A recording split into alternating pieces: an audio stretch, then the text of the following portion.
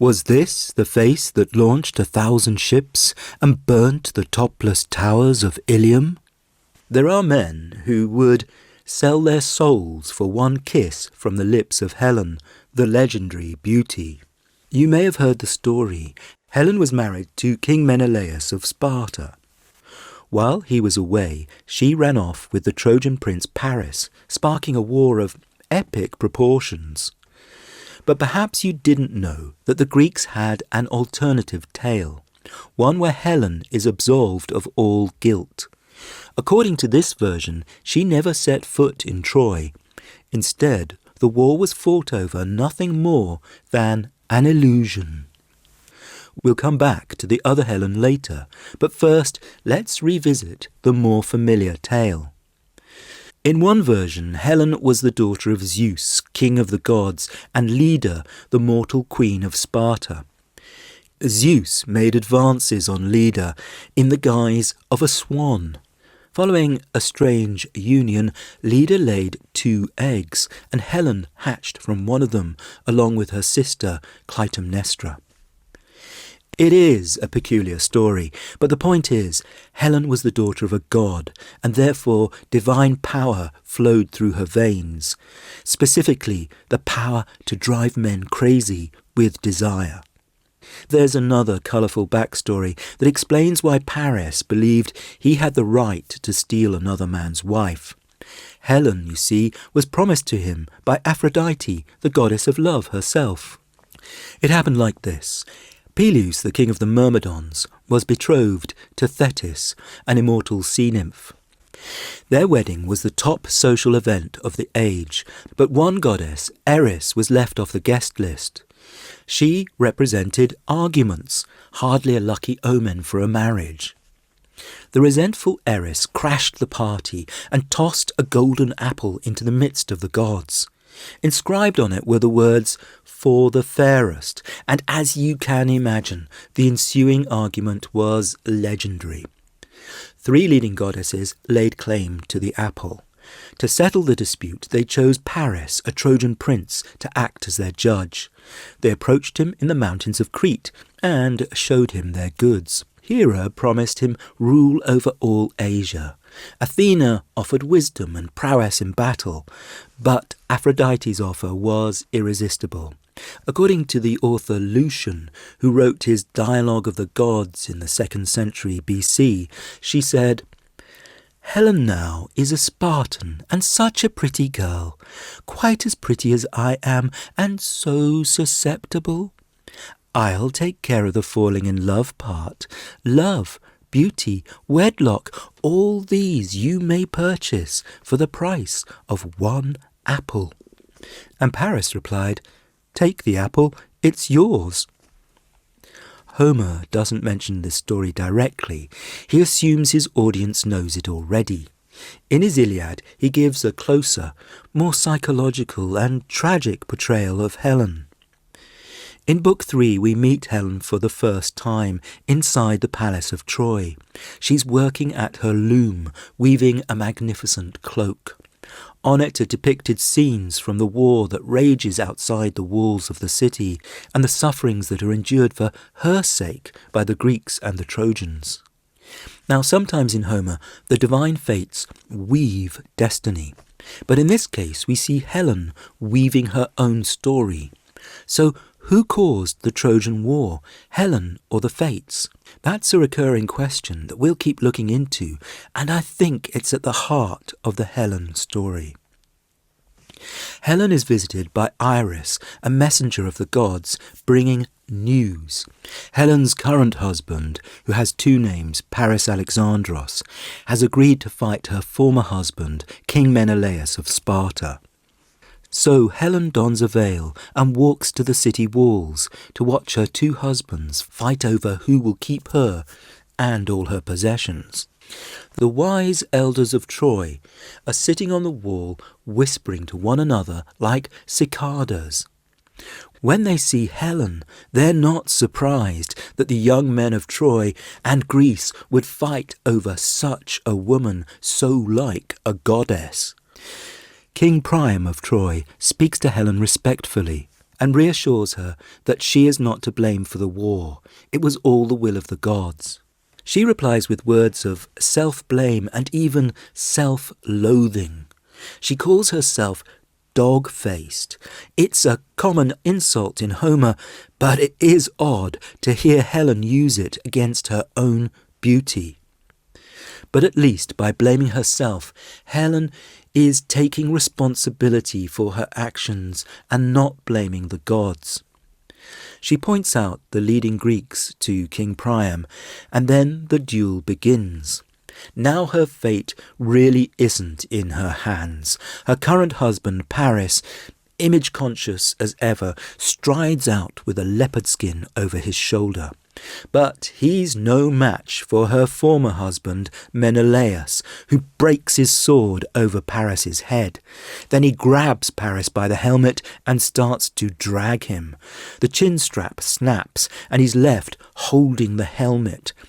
At that moment, the goddess Aphrodite swoops in to rescue Paris, enveloping him in mist and whisking him away to his bedchamber, where he really belongs. Aphrodite then comes to Helen in the disguise of a servant. She tells her that Paris is waiting for her in the bedchamber. Helen recognizes the goddess of love by her voluptuous curves and starts to get angry, telling her to go and see Paris herself if she likes him so much. But the goddess threatens Helen, saying she'll make the Trojans turn on her, and Helen is forced to do as she's told. When she finds Paris lounging in his chamber, all the resentment she feels for him boils over. "So you've come back from the fight. Would that you had died there, beaten by the stronger man, my former husband." But Paris, insensible to her scorn, flatters her and invites her to his bed. Helen yields, helpless under Aphrodite's enchantment. So Helen is not a content woman in the Iliad, but she does get a second chance at happiness. In Homer's other epic, the Odyssey, Telemachus, the son of Odysseus, finds a happily reunited Helen and Menelaus in Sparta after the war. Helen is a perfect hostess, calm, gracious, and enigmatic. She recalls how she once helped Odysseus sneak through Troy in disguise, choosing to support the Greeks. Helen ends up with what I think is Homer's ideal fate, the settled love and security of family life, as opposed to the crazy passions of desire, anger, and revenge. So that's the traditional version. But as I said, there was a rival story, that the Helen who ran away with Paris was a mere phantom. The historian Herodotus reported it more or less as fact. It's how he starts his histories of the great conflict between Greece and Persia. He traces the clash of East and West back to the Trojan War and earlier. He writes that it all started when Phoenician traders, they were from modern-day Lebanon, kidnapped Io, a princess of Argos. In retaliation, the Greeks seized women from Asia. This chain of tit-for-tat kidnappings escalated until Paris of Troy took Helen, sparking the Trojan War.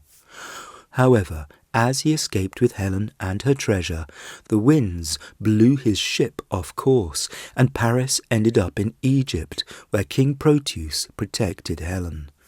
The Helen seen in Troy during the war was a mere phantom. The story was taken up by the Athenian playwright Euripides in his play Helen. According to Euripides, King Proteus, he was a legendary king of Egypt, by the way, was gracious to Helen.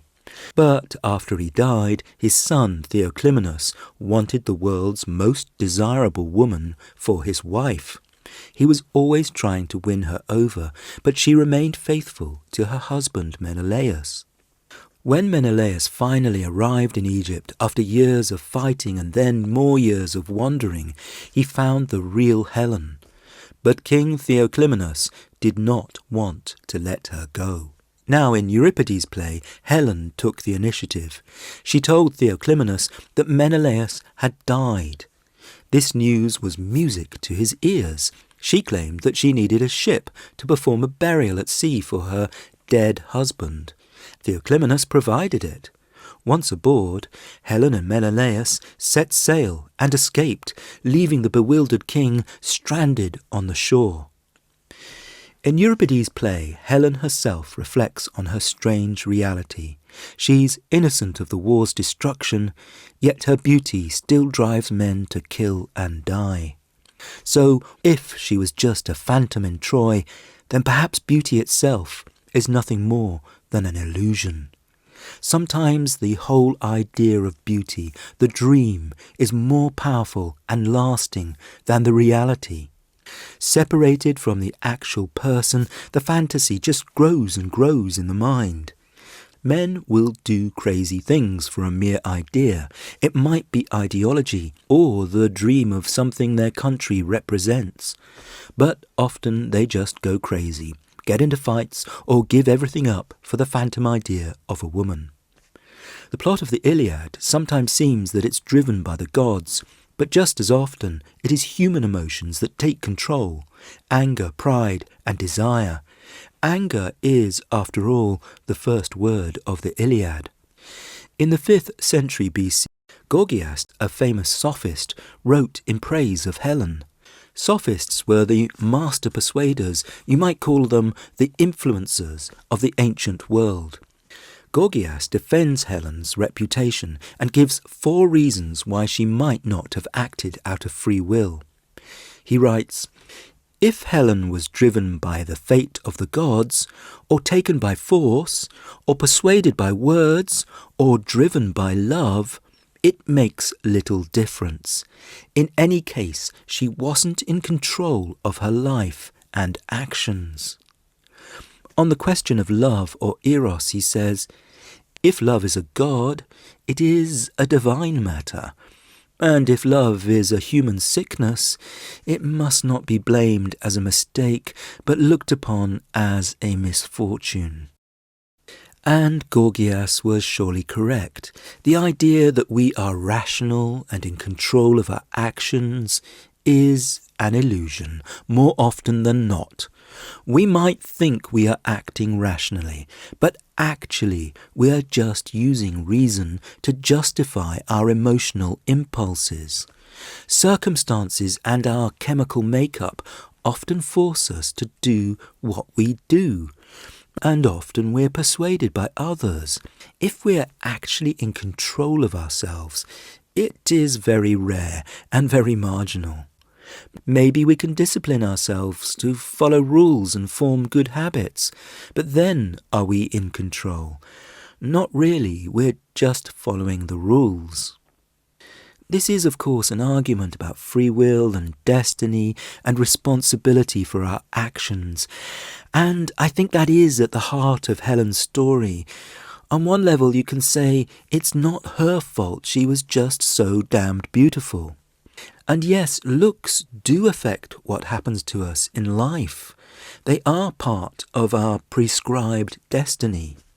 So if we're not really in control of our fates, we might as well blame everything on the gods. So, what's your view? Was Helen to blame for the Trojan War? And do any of us have a meaningful portion of free will? Let me know in the comments. And if you're in the mood to binge on more Homer, I've recorded 2 other videos, including Homer on Death and another one about the meaning of heroism in Homer. For now, thank you for listening.